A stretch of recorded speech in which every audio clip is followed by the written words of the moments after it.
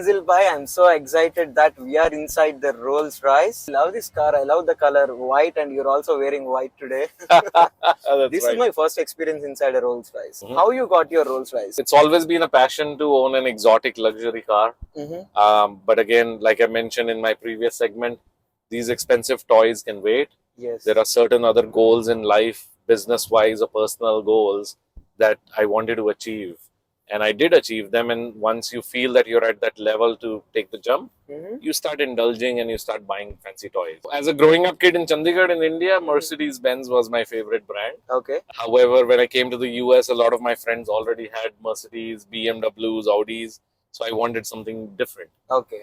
By the way, thanks to James Bond movies. If you Yes. see a lot of them, you see Yes, Rolls Royce in them. This one's a Ghost. Yeah, Yep. the one I have, and you can see the clocks right here. Yes. And these are British, Scottish, United Kingdom based cars. Basically, Okay. they're. So did you get this car imported or you bought it here itself in the? I bought this in the US. Okay. This was for sale in Chicago. Okay. So I bought it from Chicago. I think you are the only Indian who owns a Rolls Royce in the whole Indiana, right? That's right. In the state of Indiana, I am the only South Asian person who owns a Rolls Royce. Nice. Basically, what comes with a Rolls Royce is membership to an exclusive club. Okay. It's called the RROC, Rolls Royce Owners Club. Okay. So we have a directory and a database of all the owners who own Rolls Royces, and I see the names there, and I'm the only Indian name out there. Nice. So that makes me proud as well. You know, we are, like I said, representing as brand ambassadors for our country. Yes. It makes me proud to be hanging out with certain people and they look at me saying, oh, that Indian guy has it. Nice. Every month we meet in different states, Okay. actually. The last meeting was in French Lick, Indiana. I think another point of entry to networking Yes. with very smart people Got it. who are successful. Some of them are big business owners, some of them are multimillionaires, and just hanging out around them, talking about their passion about the car or other ideas in general in life. This is an entry where it gives you a platform to get in there. Yes. You got to own this. What fascinating things that you got to know about this, and what fascinating things you want to let the people know? First of all, oil changes are very expensive. I didn't know that oil changes would be so expensive, but jokes apart, the best part I like about this is, unlike other assembly lines where a Ford or a General Motor is built by robots, Teslas are built by robots on an assembly line. Yes. Rolls Royces are not built by machines. Okay. Every single piece you see in this car is assembled by hand. Okay. So this clock fitting or the HVAC unit or a steering wheel or the buttons and the mechanicals here that you see, every single piece is handcrafted and hand assembled. Okay. Obviously, you see there's a starlight ceiling in most of the cars. This is a daylight ceiling.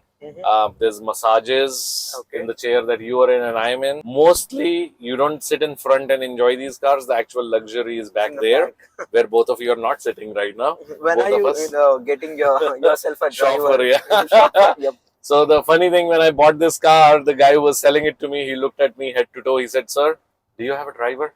And I said, "You're looking at the driver." But jokes apart, on a serious note, the luxury of this car is actually in the back. Nice. It has a lot of leg room and space. There's a freezer and a fridge between the two seat holders. Okay. There's a champagne bottle holder, massages, recliners. It feels like you're flying in business class luxury in an airplane. Lovely. No potholes. Whether the road is rough or smooth doesn't matter. It feels very smooth. Yes. It's a very heavy car. It's almost 6,600 pounds. Okay. Over 6,000 pounds. Very heavy. V12 engine, one of the fastest, heaviest cars on the planet as well. Nice. And as some of you may know, the Spalding, the flying lady up front, Yes. that's the big logo. Yes. When I lock the car, that logo, that thing pops back in. Okay. And when you unlock it, it pops back up. So that's beautiful. The kids love it. In my perspective, purchases like this are like memento for our hard work and memories for all the struggles we faced in our journey. That's true. That's true. Very well said. Again, 2 points. I couldn't agree more with you. When you achieve a particular level as an immigrant, luckily the weather in a beautiful country like America, I saw it cloudy. you have to pat yourself on the shoulder and congratulate yourself sometimes, because the world is a tough place. Yes. We all work hard. You work hard. I work hard. And when you feel happy with your accomplishments, it's okay to congratulate yourself and pamper yourself. Yes. But again, we don't start with these toys. Yes. We accomplish something and then come to these toys, number one. Yeah. But again, not just the show off or a status symbol or the pat on the shoulder. these are also good opportunities to network. Like I said, the moment you get into an exotic car or a luxurious car league, you start mingling with people like that. Yes. You know, as the famous saying also goes, making your first million is very difficult, but going from your first million to the second million is very easy. And the reason is because you don't think cheap anymore. Yep. You're in the millionaire club already, and you're in networking and mingling with the right kind of people Yes. who help you elevate to the next level much faster. I think up to the first million we achieve, there will be a lot of people who keeps pulling us down That rather is than true. pushing Yes. us up. That's true. Because then again, no offense to anyone, but we are talking about penny mongers, penny wise people who will talk about $1,000 less here, $50 less Yes. there, a coupon here and there. We have to get out of that rat race and that mindset. Remember what I said earlier also, every hour is very valuable. Yes. Rather than saving $50 by spending 4 hours on Thanksgiving deals on how I can save $50 on a cell phone, I should be rather spending my 4 hours making $50,000. True. As an example. Yes.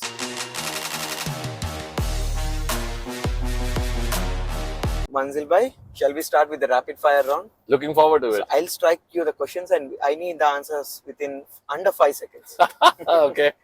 So it might be any random question. So like, what is the biggest purchase you made in your life? My house. By the way, on a lighter note, Mhm.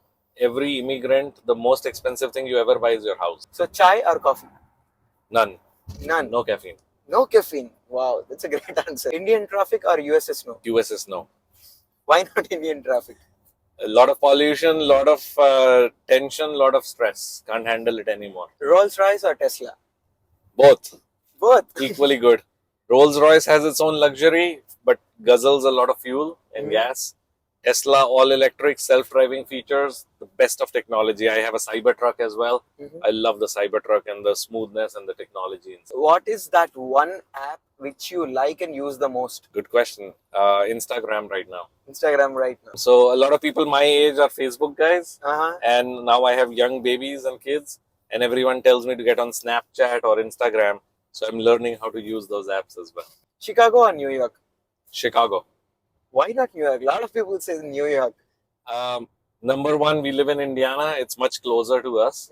And number two, I just love Chicago. New York to me gets very busy.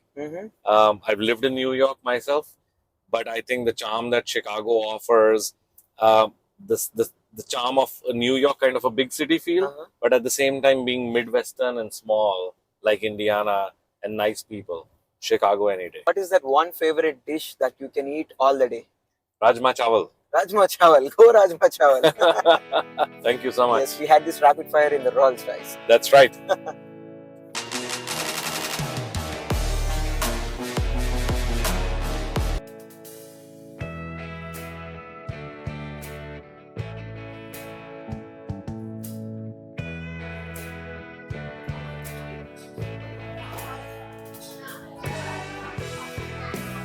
Hello.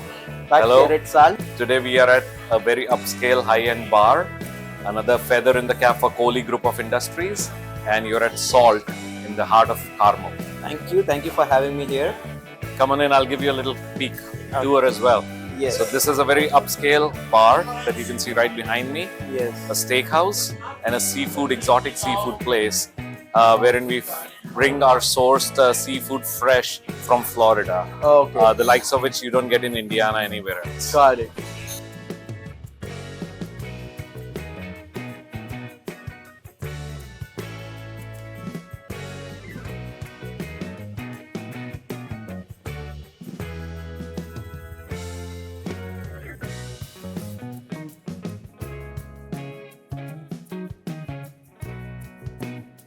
So we had a good and great, fantastic lunch at Desi Chaurasta Giants. But now we are here at Salt. So what is Salt?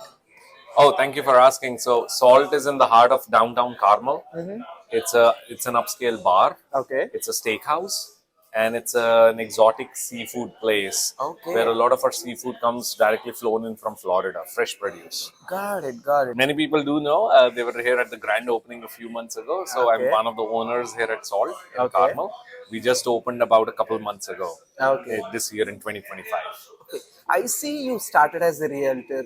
You are taken me to Desi Chaurasta where you are also a partner of it and you are here at Salt. How many more secrets like this you are hiding? So as you know, I don't have a corporate job anymore. This is also the time for young entrepreneurs like myself to diversify. Yes, we own Chaurasta, we own Salt. I have a real estate business with multiple other agents on my team. But this is also a time to diversify into other verticals and other businesses. Okay. So I do own a property management business as well. It's called KPS, Kohli Property Solutions. Okay. We have a rehab and flipping business as well, Okay. wherein we have our in-house crew. We buy bank-owned properties and foreclosures. We make them pretty and we sell them. That's called rehabbing and flipping. I am a real estate broker. Okay. We have offices in all 50 states in America. Okay. Multiple agents, thousands of them. Nice, nice. I am in the food and beverage industry, Chaurasta and Salt that you already mentioned. And our latest venture has also been Priya Living. Yes, I a was very actually proud about venture. to Yes. ask that. We will discuss specifically on it. Okay. For all the people who are watching from India, they should definitely know regarding this. Sure. Priya Living is a new concept as India, which our home country, is one of the youngest countries on the planet right now. As Nandan Nilekani from the co-founder of Infosys Technologies, he coined a term called demographic dividend.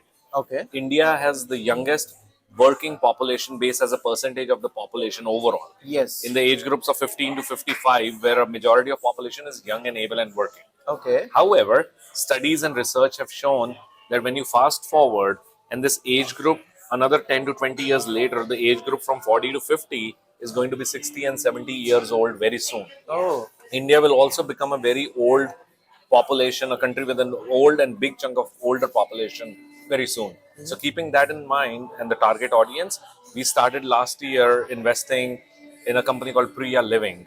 We opened our doors in Gurgaon. And we are now in Hyderabad and Ahmedabad as well. Okay. We are expanding to 5 other cities very soon. Okay. And what Priya Living does is it's a community sense of offering, but more of a senior living space in all tier 1 cities that we are offering. Where the target audience is mostly either NRIs who have gone back from Europe, America, Australia, and they want to live back in a 5-star kind of a setting, but with a sense of community living.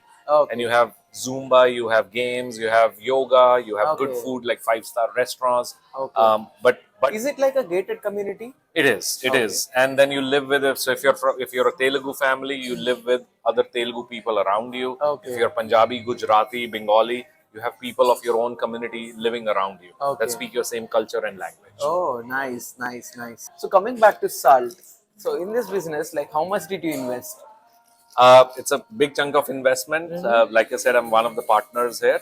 I am not involved in the operations of the restaurant, but I'm part of the equity investment. Okay. So you also invested in Desi Chaurasta. So these two are majorly food and beverage sector, which you are mentioning. Is that your passion, or you are seeing there is a growth and there is a financial gain from it? So what's that's a good question. Just like any other business, numbers obviously make sense. But what we also look at is the pent-up demand and the demographics. Okay. We look at how our community, the Asian community, has grown extensively. We've also seen diversity and inclusion, especially in a state like Indiana, that is going up and beyond. When you have opportunities like these, there's a lot of demand for cultural cuisines like Indian food and multi-international cuisine food, right? Keeping that in mind, partnering with a brand name like Chaurasta, which is out of Dallas, Texas, and already a part of a franchise and a very famous chain across America, we wanted to ride the bandwagon and bring it in a city like Zionsville, which is a very upcoming and thriving community as well. Okay. Given that Lebanon will soon enjoy Eli Lilly setting up a big plant there, Sheen is already there. There's a lot of corporate houses that have set up shop in the Whitestown, Zionsville area. Nice. We see nothing but a lot of opportunity and advancement for Chaurasta to grow and gather more root. Got it. Talking on this and hearing on this, I see Indiana is booming a lot for the business and entrepreneurs out there right now. So is there anything specific you want to mention out to all the new entrepreneurs? Absolutely. It's not an easy journey, number one, but obviously study your market well, study your demographics well. And like you mentioned in the question itself, there was an answer. Indiana is one of the fastest growing areas or pockets across the country right now in terms of value living that it provides, in terms of the opportunity and investment in healthcare, in information technology, and in manufacturing. So if you look at cancer research, you look at healthcare, we have one of the best hospitals in this country right now. I agree. Marry that with information technology, where Governor Holcomb, the previous governor of Indiana, he wanted to convert Indiana into the Silicon Valley of the Midwest. Okay. Right? So Salesforce came in here and they bought out Exact Target. Infosys Technologies, which is the third largest IT company in the world, Yes. they've set up their incubation center outside of Pune, India. Their second incubation largest center is Indianapolis, Indiana. Indianapolis. Yeah. So similarly, you'll see over the next decade a lot of information technology investments coming in this state. Marry that with an ecosystem of the Purdue's, the IU's, Kelly School of Business, Ball State University. We have a lot of talent in house. When you put all that talent together and marry that with this industry, there's a lot of new industry and opportunity along with artificial intelligence and other tools that opens. Got it. But to your point, not just for corporates, all that also gives opportunities to business owners to thrive and grow into different industries and different verticals, whether it's food and beverage, whether it's real estate, whether it's insurance, it's lending, whatever field you want to thrive in. I think this is the right place to be right now to carve out a future for the next 2 decades. True. Asking this one more question. So you mentioned you are into multiple things. Obviously, you are into multiple things. You tend to manage all the things at once. If someone suddenly comes and asks you, "Who is Manzil Kohli? Who are you?" So what is the first prioritized thing you mention them? Do you tell them you're a realtor, or do you tell them you're an investor? Do you tell them you're an entrepreneur or a businessman? Wealth builder. Wealth builder. I like Such to a beautiful answer it is. I like to not talk about my businesses in one vertical and then shove out a card and say I'm a realtor. I'll help you with a commercial residential deal, or hey, come eat at Chaurasta. We just don't talk transactional like that. We want to carve out a relationship with anyone who comes and asks us who we are. We ask them the same question: who they want to be, right? So when the vision is there and the passion is there, you always want to define yourself as a wealth builder and a value creator. Got You want to drive value in people's lives. You want to make sure they are passionate about things that they do. Wealth, create wealth, not richness, not money, but creating wealth. Wealth. And then eventually, whatever they want to jump into, talk real estate or this vertical or that vertical, we can go deep into those topics. Got it. Got it. Does that make sense? Yes, that totally answered my question. So I would say, if someone asks you, tell some 3 golden rules to all the NRIs out there who are coming to US. So whether it's related to business or whether it's related to their day-to-day culture. So what do you tell them? What are the 3 golden rules you're going to give for the NRIs? That's a tough question. Let me think about it quickly. The first one that comes to mind always, and I preach to everyone, is identity. Okay. We are all, and your question is about NRIs. Yes. We are all originally from India. Yes. We have to remember we are brand ambassadors of our own country first. America is our workplace where we live and thrive. India is our motherland where we were born. It is very important to identify ourselves as people of Indian origin without any shame. It is also important to behave in a very ethical and dignified manner in the United States where it reflects on people from India. And everyone here knows that people of India and the great motherland of India are great people Yes. because we are brand ambassadors for our own country. So never do anything cheap, never do anything unethical, never do anything that puts a bad name to our family or our country. Yes. That's message number one. Message number two, if you're in a job, you're an entrepreneur, I think creating that passion and the fire, which we were talking about at Chaurasta as well, you know, the fire that keeps SoloCharmer propelling, Manzil Kohli propelling, that fire right here in the gut should never die. I think that burning desire to create something new. Yeah, you may have a job out here going on, but what new can I do? And America is a land of opportunity. No one pulls you back. No one talks about you negatively. People are always helpful if you hang out in the right circles. Leveraging that network and creating that right mindset to convert that passion into something tangible in a business, very important. Okay. And the third, I would say, just your integrity and your hard work and your perseverance with the right business plan and the right team in place. I think you can do wonders. So again, be a good brand ambassador for India, passion in what you do, don't let the fire down, and integrity, hard work, and perseverance. Those are 3 Got it. messages. I would definitely take these suggestions and I definitely follow it from you. So Manzil bhai, so we had a very good informative session regarding your money and business secrets, and that's totally cool to hear all these secrets from you. So now to the people out there who are watching, let them be the people from US, all the Indians from US, or all the actual Indians watching from India. So what do you want to tell them about this wealth building topic which you mentioned earlier? Do you want to give them some tips? So for example, you know, I came here for my master's, but you came on your work visa. There are different kinds of visas out here. But for these different sets of people, what are the tips you're gonna give to manage their wealth? Sure. No, that's a good question. In fact, more than wealth management, it comes down to people management in any Okay. business. And the sooner we learn that art, whether you're in the most thriving country of India or you're in the United States, one of the best economies in the world, as long as we learn the art of people management, a lot of businesses just become easy, Okay. right? What I mean by that is one of my goals as an entrepreneur now is simply to break down what I do every hour and every day, right? Okay. So knowing what your hours are worth, breaking down your time into small bits and understanding what you're doing every day. So sipping beer and drinks with friends and hanging out aimlessly, I don't do that because I know my time is worthy and valuable. Watching TV, binge watching Netflix shows, this, that, talking to friends and saying, hey, which series are you watching? This, I find it very unproductive, but that's my thought process, right? In the same amount of hours that I spend, can I be creating something new? Can I be reading another book for another business idea? Can I be meeting another person and learning more about what they do and maybe execute on a business idea that comes out of that discussion? Yes. What is that hour worth and important to you True. in order to co-create, innovate, and build something of your own? To me, that's very important. Okay. Um, So in that case, we can call like your favorite time pass thing would be meeting new people and gaining knowledge from them. yes, I always do that. And look at it simply. It's very simple math. We have 365 days in a year. Even if we make an optimistic goal to meet one new person every day, how many new people have you met? 365. Not possible practically, though, right? Yes. Because then there are sick days. We may fall sick some days. We may be busy with other stuff some days.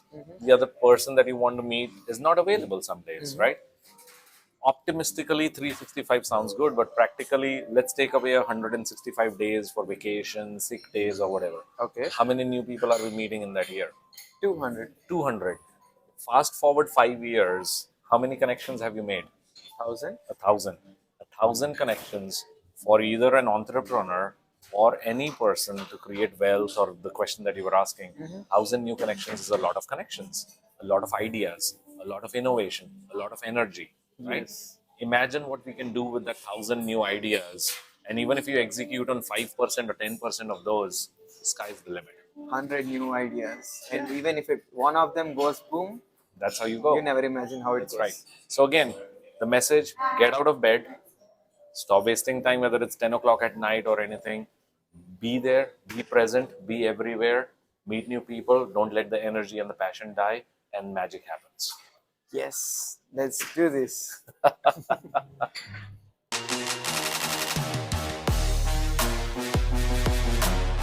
Finally, thank you so much for the whole day we Thank you. spent.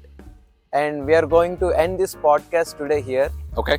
So we will end this podcast with one final thing. Can you give the one message to the dreamers out there who are aspiring to come for a dreaming life here in USA? The simple message is believe in yourself. Don't let the passion and the energy die. You know, if you believe in something, America is a land of opportunity. It gives you a lot of venues, a lot of platforms to excel in different fields. It could be information technology, medical, healthcare, restaurant business, real estate, whatever you aspire for. But just make sure your passion does not die. Thank you.